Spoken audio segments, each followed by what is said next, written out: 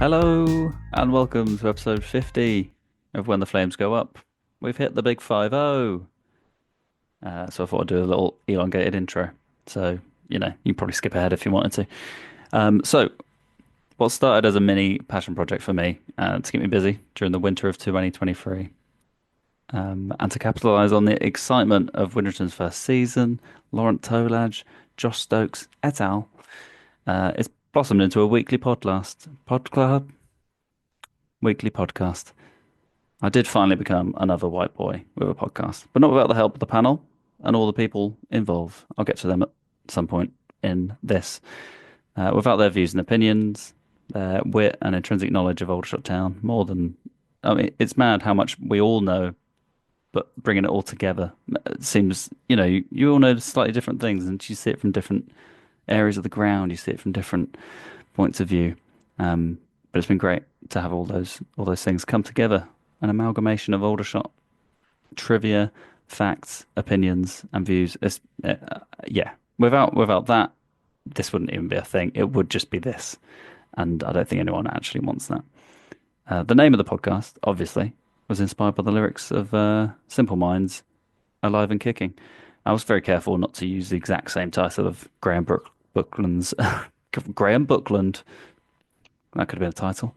Graham Brookland's book title, To Make a Dream Survive.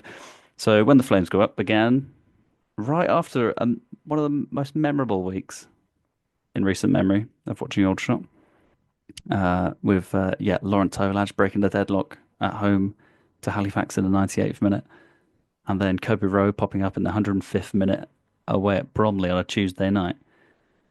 That felt like the start of something weird and special on its own. And in the back of my mind, I knew that I was going to start a podcast, and I was like, "This is unbelievable." I was worried there wouldn't be anything to talk about, and lo and behold, we had plenty to talk about and more.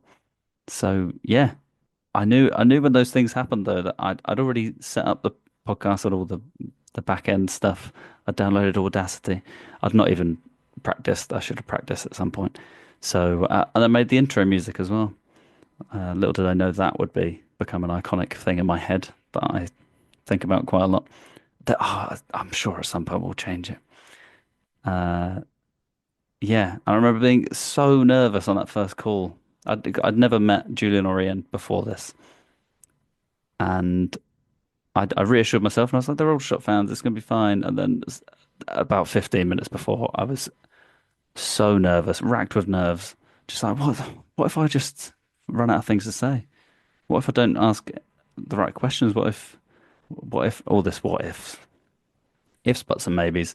I immediately went on the call, and it was just like talking to two Aldershot fans, and I was like, oh yeah, I should really have just reassured myself a bit more. And it was great. So yeah, as I mentioned, Julian and Ian were the first to come on the pod. We've had loads of people come on in our 50 episodes. So thank you to Joe, Callum, Tim, Charlie, Ash, Guy, a York City fan called Will, Rob Orrell, and David Kinniston, who we've all had on the pod. I'm not sure I'm forgetting anyone. Uh, if so, let me know. And the list can grow in the future. So you just got to email atfcpodcast@gmail.com if you want to get involved. You just add it into a WhatsApp group chat where invariably we talk about Aldershot. So yeah, thanks for listening. If you've been here from the start, amazing. How have you done that? More likely you've joined in halfway, which is that's not the purest way, but it's probably the most effective, as my editing skills have developed. So yeah, here's to thinking about changing the intro music and never actually doing it. And yeah, I guess on with the show. Thanks for making it worthwhile. Me spending a few hours chopping up clips and listening to sped up versions of myself trying to make the podcast as quickly as possible. And with that, I need to go make it this evening and get it out before I go to bed. So anyway, on with the show and up the shots. So the shots overcome Boreham Wood in the fifth round of the FA Trophy to get through to the quarterfinals with a 2-0 home win. Goals from Barham and Kai Corbett in the second half saw them through with a juicy away tie at Sittingbourne to follow in the quarterfinals, who are the lowest ranked side left in the competition. I'm going to come to you first, Julian. How did you feel about the game on Saturday and the performance and Kai Corbett's little cameo? I'm really, really pleased to be honest, because we were talking before about potential problems with Boreham Wood. I think we were quite fortunate in the sense that they lost their last two games before playing us. So, it's one of those things where hopefully I think in that their form actually dropped away, and as soon as we went one goal up, we were looking really comfortable. And to be honest, I thought the whole performance was quite a comfortable one. I think Tommy said at the end of it that he was thinking, yeah, everyone's given their best, and they've had. There's been no poor performances, and what I really liked is this sort of blossoming partnership between Woodhouse and Armitage. It seems to be getting better and better with every game, and for me, particularly for the rest of the season, that I think is going to be a really important combination. I love Luke Jenkins, by the way, although he's only played a few games, but there's a bit of competition now in the back three, isn't there? We've got six players vying for three spaces, and that can only be a good thing. So, Corbett coming on, I think he has really benefited from the cameo appearances, and the fact that he's scored goals as well, I think has really helped him. And that almost feels like a new signing to me, because he's obviously taken a bit of time to bed in. But his role looks as if it's going to be the understudy to James Henry. That's where I see it going forward for the rest of the season. But it felt that it felt as we got into the second half that it could still go either way. But really, on balance, Boreham Wood stayed in the game. I know we're going to talk about that incredible chance they had in the first half in a minute, but I think they were just sort of hanging in there really, and it was players like Josh Barrett who were the real difference, I think. And you can see Boreham Wood have got class, and I think they will go up, and I think they'll be comfortable next season as well. But I think on the day it was a well-deserved 2-0 victory. Yeah, absolutely. Yeah, the missed chance for Boreham Wood in the first half. Yeah, they had about it's probably that first 20 where it did feel a bit like, oh God, we're in for a real tough battle, and it was a tough battle throughout most of the game, to be honest. But I think that first 20 they definitely controlled the game. Looked a bit quicker, looked a bit very fluid as well. I don't really notice that in Luke Garrett's teams previously, but yeah, I didn't really know who was playing in what position most of the time when they were attacking. You obviously had Tom Whelan central midfield, but kind of popping up on the left and the right. And I'm not actually sure who missed the chance for Boreham Wood, but he was about uh, less than a yard out, and he's managed to knock it backwards. Gratefully for us. Yeah, it was. I think it was Matt Rush Matt who Rush, of missed course. chance. He's just come through from Sutton, and he's been scoring quite a few goals for them, and it was just one of those things where it just sort of got stuck under his feet, and yeah, I think even I could have put that one in well, to be honest. It was that close to the goal line, Yeah. and that's saying something as well. If I can score from there. You could have kept your footing in the muddy 18-yard box as well. Um, great. Ash, I'll come to you. What were your thoughts on Saturday's win at home to Boreham Wood? Well, as I say, we've already touched on the Boreham Wood chance that they had. I thought that was defensive clearance of the season for Aldershot. That was the way that he managed to hook that away. It was absolutely perfect. But as Julian said, first 20 minutes we were under the cosh a little bit by them. I think that's a lot of confidence for them coming out from being top of their division. And they seem to be playing a very free-flowing attacking football where they're playing. But after that 20 minutes and the nerves all settled down, I think Aldershot controlled the game from start to finish. Barrett this season is still, I said at the beginning of the season, that he'd be a key player. I think he's been our player of the season at the moment.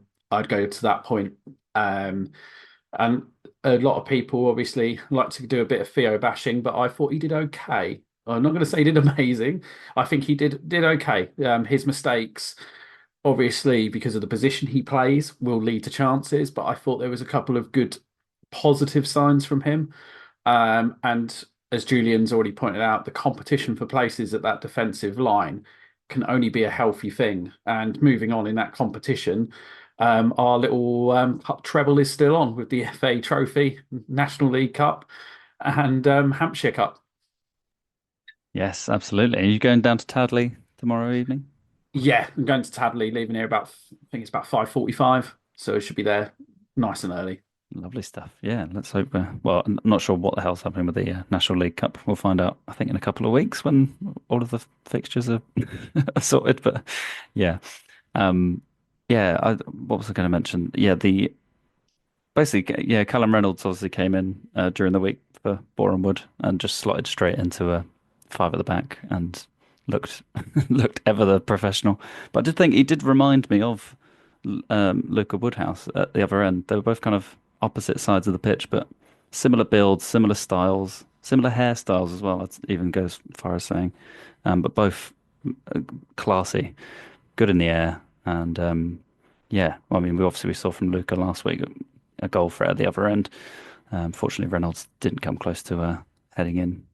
And yeah, you mentioned Josh Barrett, who in this kind of nine unbeaten run in quotation marks, um, is yeah, has been super important and actually and co contributing regularly as well, which we've seen these little sparks from him, and everyone loves the quality goals he scores, but I think he's now like stringing performances together in a row, which is super important for this team. And Widdrington said in the I think the post match for the game that this is the hardest he's seen him work and strive for a team, which I mean that's great. It's great for him because he's known him since I think he said since he's like 16. So I think it's great that we're managing to get the best out of him or see the best of him, and hopefully long may it continue.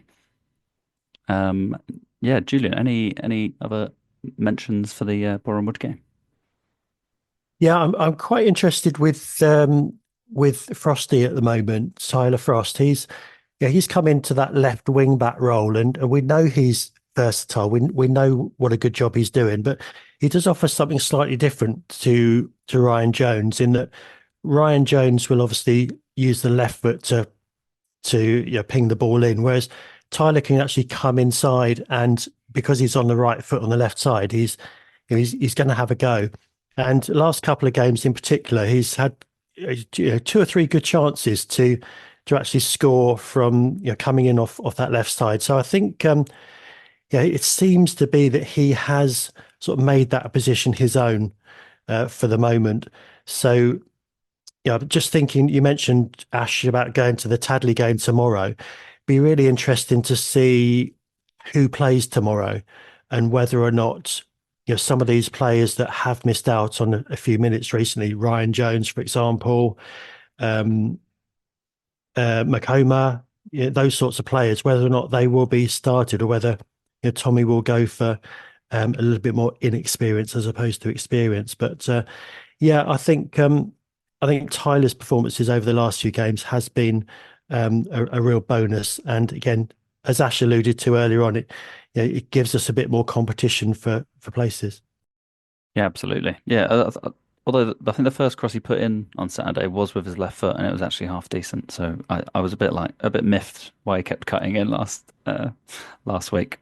But I know obviously we cut back to then create chances like Kai Corbett's goal where he receives it from the left hand side and turns and shoots, which was a great finish. I really enjoyed that turn and shot.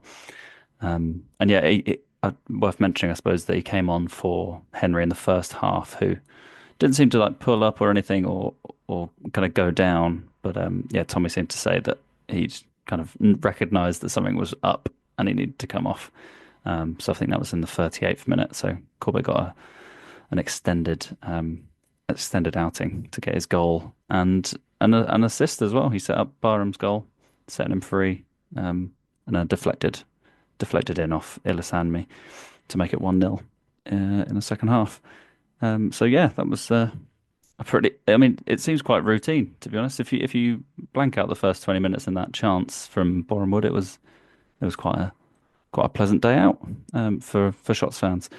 And our reward is Sittingbourne away. So Julian, what were your thoughts on the draw earlier today? Yeah, it's turned out, I think, as good as it can be. I know most people would be looking again for another home draw, but yeah, the chances of if you're going to win this competition, the chances of you going all the way to Wembley with home draws right the way through are very small. So at some stage we were going to come up with an away draw, and yeah, Sittingbourne are the lowest ranked team left. So from that point of view, you have to be pleased. The fact is, though, they did do a really good job on Southend in the previous round. They basically frustrated the life out of Southend. They sat back really deep, a bit like Tamworth did against us. They didn't pressure the ball at all. Sittingbourne was sitting with two banks of four, and the front two were dropping back into midfield as well. So, and they took their one and only chance, which was, I don't know if you've seen the goal, guys, but it was a bit of a lucky one. It won't happen again. I think it was Macaulay Bond from Southend was clearing the ball, and he just cleared it onto the striker's foot, and it just flew into the bottom corner. Um, and again, that I think was in injury time too, so it's perfect timing. So, Sittingbourne did a great job. The interesting thing for me is that obviously they're going to be at home in the next round. So, do they operate the same sort of tactics and try and frustrate the life out of us and sit behind the ball, or do they be a little bit more adventurous and come out? Um, I don't know the answer to that one. I don't think anybody does at the moment. But just looking at their little ground, I saw a picture today of their main stand, which is really sweet. It's got about 20 seats in it, I think, and sort of weeds growing around the side of it and things like that. So and the rest of it is, if you don't know the ground, the rest of it is just like hard standing. I'm not sure there's even any terracing, to be honest. So again, I'm not sure how many we'll be able to take there, whether they'll give us 10%, which is the normal. So that would be what, 300, I guess. So it could be a bit of a bun fight for those, because I'm sure those tickets will go pretty quick. And my betting is that Ash will get one, because Ash is always there. He's kept his ticket stubs, don't you worry. Yeah, so it's an out of town ground as well. So the Woodstock Park, it's got about three different names on Wikipedia. Yeah, it says it's 3,000, but yeah, I think that's ambitious. I think someone's just kind of given a roundabout figure when they've opened the ground. And yeah, as you say, it's going to be there's no steps to aid anyone behind you. It's all kind of every man for himself. So anyone with a height advantage or anyone with a little step they want to probably bring that. But yeah, we're yet to see what's going to happen with the tickets for that one. So yeah, as you say, they are the lowest ranked side left, and they're two steps below the National League, and they're currently flying high in the second. No, they're flying high in second in the Isthmian South East Division. They've only lost once in the league this season. It was very early on. And despite all that, Ramsgate is still 6 points clear of them at the top. So, I mean, that league is absolutely mental. And yeah, and you mentioned the blocked tackle flying into the bottom corner in front of the Sittingbourne fans. Yeah, brilliant. Will never happen again. But I would say Macaulay Bond should. What is he playing at? Rubbish, rubbish. That's a classic striker in the box trying to defend. Shouldn't be clearing it that way. Get out for a throw in. You're not going to try and win the game in the 98th minute. Ash, your thoughts on Sittingbourne away in the quarterfinals? Yeah, it's again, I had the same thought process with Julian. I spoke to a couple of people that I go on the coach regularly with, two games, and we were saying we can't have another home tie. Like the odds of it happening, and we were just like, let's just hope not Woking away, not Rochdale away, or not Altrincham away. They're the three you want to avoid. Sutton away, yeah, we got a draw against them, so I'd be quite confident there. But I think it is the best away game we can get. I have spoken because that's my old neck of the woods, where I was born I was born on the other side of Canterbury, but I know a lot of people who live in Canterbury and some of them who support Sittingbourne, and they've said that that is the best straw that they thought they could get because Aldershot will bring the numbers and they think they're going to do a job on us. If there is a banana skin, it's that one. I can tell you that now. As you've alluded to, they do play that defensive style football, especially against those bigger teams like the Southend goal. I saw it, Julian, and it was a freak goal. But I'll hold you to it. If you said it will never happen again, them scoring in the last minute to a freak goal. If anyone can do it, it's us. But do we dare to say the W word yet? Is my question. I know that league, that Southeast League, because I've once went to one game. It was Ramsgate Margate when I was down with family, and there are crowds down there. They get big crowds, big numbers, loud, noisy group of people. So it should be a really good game. As for tickets, I will be trying my best to get one of the 300. I reckon they're going to give us more than that 10% allocation. I think they're more give it towards the 20, 25, but you never ever know. I will be definitely bringing my footstools, being one of those vertically challenged people, if I can get a ticket. I've already got the transport sorted. Let's put it that way. So I'll be on standby when those tickets come out. Nice. Yeah, it's one of my easiest ones as well from Lewisham. So I'm basically already there. It's still an hour away, but it's basically on my doorstep compared to your Rochdales and Oldhams of this world. Yeah, and as you mentioned, the kind of the dreaded W word probably definitely helped when we were in the last four balls to come out, and two of those balls were Rochdale and Altrincham, who thankfully are playing each other, which is good for them. Nice and easy kind of travel for both of those teams. But yeah, that means that if we look ahead to a semi-final, we could still play Rochdale 2 weeks in a row away. That was my only thing. So I was trying to think, going up there twice in a week would be quite annoying. But we've got to beat Sittingbourne first. So that comes up in a month's time, 1st of March. So yeah, that's something to look forward to. Wealdstone at home, which was going to be the Tour of Duty game, will now be moved at least 2 weeks. But then I don't know what's going to happen with the National League Cup, because that's probably going to push back our Tuesday night allocated games. So we'll wait to see what comes of that. Great. Well, out of the cup bubble and back into back into the scary league action as Aldershot face third bottom AFC Fylde at home in a bit of a relegation battle game, I would say. Fylde go to Halifax on Tuesday night, looking to. Well, they're currently on the same amount of games as us, but they'll obviously go from 5 points behind us to 2 points behind us if they manage to win. But winning away for Fylde has been a nightmare. It's a bit like Aldershot, but it's somehow even worse. They've only had one away win, which was in October away at Boston, and they've only got 1 point away, which was at Oldham in August, which is Oldham have really struggled against the bottom sides at home. Other than that, they've lost the rest of them. And of course, earlier in the season, they beat us 5-2 at Mill Farm. So where do we go from here? Julian, back to league action. How are you feeling ahead of this one? Yeah, it's one of those games where it's really good that they absolutely stuffed us at their place, because yeah, if you want any sort of motivation to get back at somebody who has absolutely done a number on you, yeah, that is it. So I'm really glad that they did do that. And I'm really glad that their away form is as poor as it is. Yeah, I think the time has come now, isn't it? We need to stop talking about these. We've played well but not won, and we're on a great unbeaten run, and that is partly down to the cup competitions. But I think it's been a really good thing to have this unbeaten run. It's definitely helping. We mentioned Barrett earlier on. He is full of confidence at the moment. He knows he's going to start the game, and just in that frame of mind is probably why you're getting the best out of Josh Barrett. The confidence is there, as I said earlier on. Woodhouse and Armitage are getting better and better with each game that passes. Ash, you mentioned Theo as well. Yeah, Theo, to be fair to Theo, he's probably the only one out of our team that does that type of job.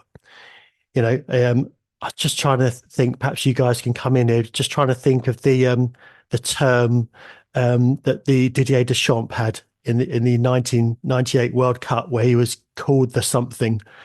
Perhaps that can be a question for you guys, where he just does the basics. He just picks the ball up and he passes it. Um, and it's really annoying me now. I can't remember what the term is, I but can't remember it. No, but I'll keep brainstorming while you. you know what I mean, though, don't you, Will? Yeah, It's yeah, yeah. the something. Oh, it's going to really bug me now. Um, It's bugging me but too. I'm sorry, I've just ruined the whole podcast with that. But Derailed. derailed it. But Theo is probably the only one that can do that.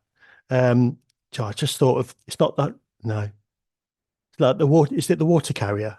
I was going to say, I thought it was the water carrier. That's Is a it great something like shout. I that? think that might be. Let's just for the. I'll carry on talking while you have a look at that, Will.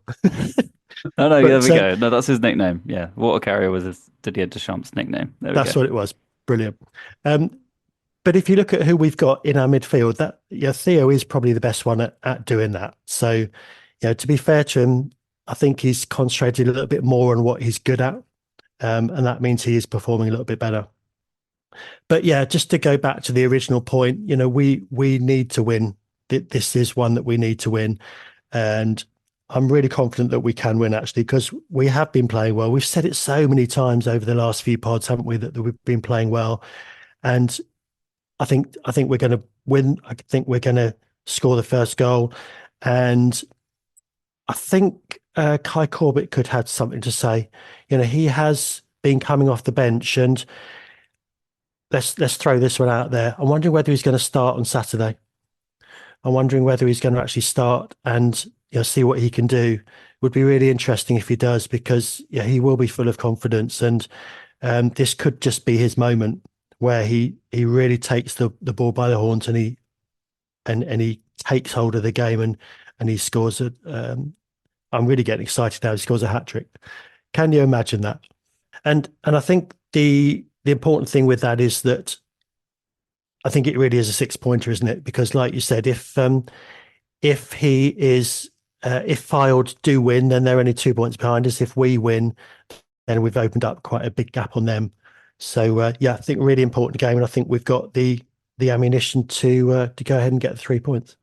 Yeah, absolutely. Yeah, the ammunition and certainly the confidence. I feel after taking on Bournemouth at the weekend. Yeah, it's interesting. Yeah, I guess Theo does get mentioned in that. That is kind of the role that I see him in. Is I suppose the water carrier. I didn't obviously think of him in that role for a long time because I've not heard those words for a while. Um, but I think the most of the ire that comes towards him is a lot of times for playing that role basically to perfection and people expecting him to do more. I think a lot of people say he's like standing around or he's not moving or he's not pressing. But he's clearly working to a game plan where he's told like don't there's no point pressing that guy. Just let him pass it. But he will have his guy that he has to press and he has to go towards. I think a lot of times people expect players at this level to be pressing everyone that's near them, but I don't think that's necessarily his role. But it's obviously going to get lumped in with you as a central midfielder, especially alongside Hargreaves, who does the other running that Theo not necessarily doesn't do. Um, yeah, I was just going to mention the kind of home form against the bottom eight so far this season. So we've only had one win at home, which was the Maidenhead one earlier in the season. Obviously lost to Wealdstone in December or November, and then we had the two draws against Woking and Braintree. So now this is our first that we're playing at home against the bottom three. So we've got Fylde, Boston, and Ebbsfleet all to come at home. So yeah, interesting. We've probably got a chance to turn that record from one win, two draws to and one loss to, you'd hope, four wins, two draws, and a loss. And that would then look like quite a decent record against the bottom eight. However, if we have a draw or a loss out of those three home games, then our home form over the course of the season is not going to look good, and probably will tell the story of where we finish at the end of the season, I imagine. Ash, how are you feeling ahead of Fylde at the weekend?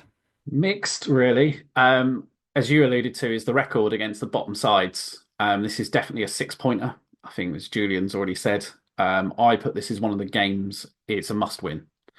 You look at Fylde's away record, poor. The other two being Boston and Ebbsfleet, the home games we must win. Um, they did beat us 5-2 last time, and they were in a similar sort of relegation scrap and moving up the table position. And they have beaten us. I think the last two games they've scored 10 goals against us. Um, I don't think we'll fall for the same again. I think they're not as strong as what they were last season when they came here and won 5-2. I do think we are going to get a result. Lineup dependent as well on who starts. I'll be keeping an eye on that Hampshire Cup team because I know last time we had a Tuesday night game in the Hampshire Cup and then played on the Saturday.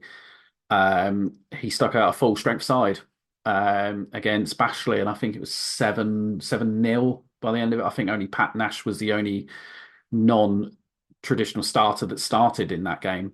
So it'd be interesting because I think that Corbett might get 90 minutes there, seeing how he does, to see if he dominates that game and he's already got the goal and the assist in the previous game, he might go with him against Fylde.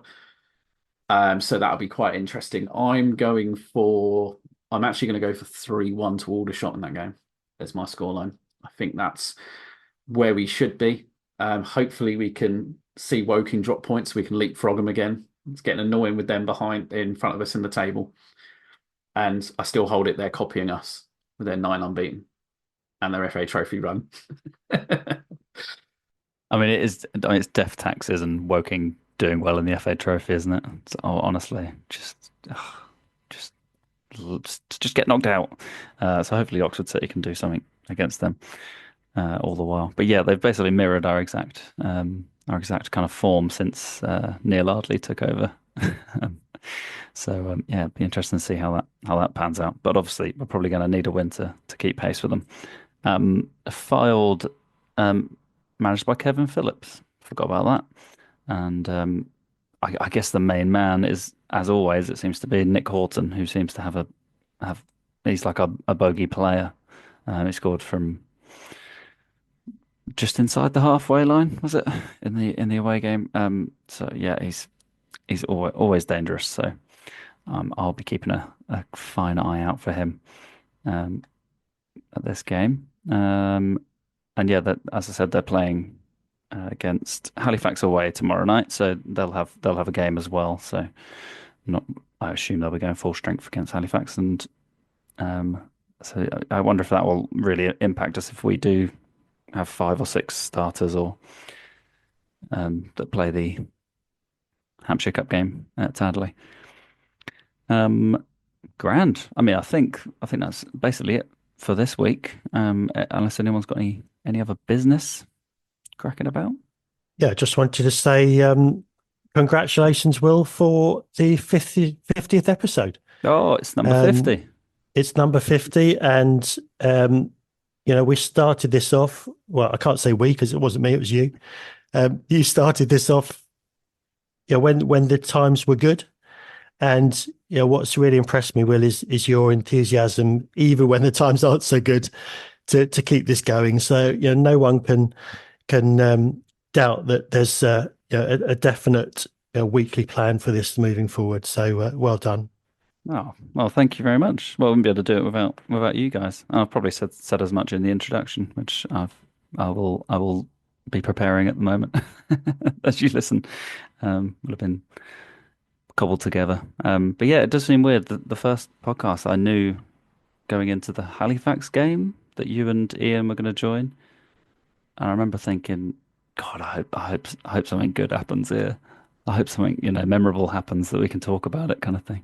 And then we immediately got 2 of the most iconic goals that I've seen in recent years, which was Laurent Tolage's 98th minute winner against Halifax at home, and then Kobe Rowe's 105th minute winner away at Bromley.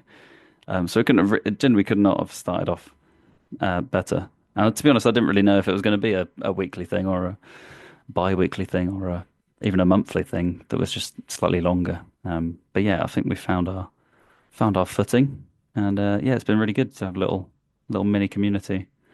There's Talking about always all something shit. to talk about, Will, isn't there, with shots? So I don't think you're ever going to not have any content to talk about. I But know.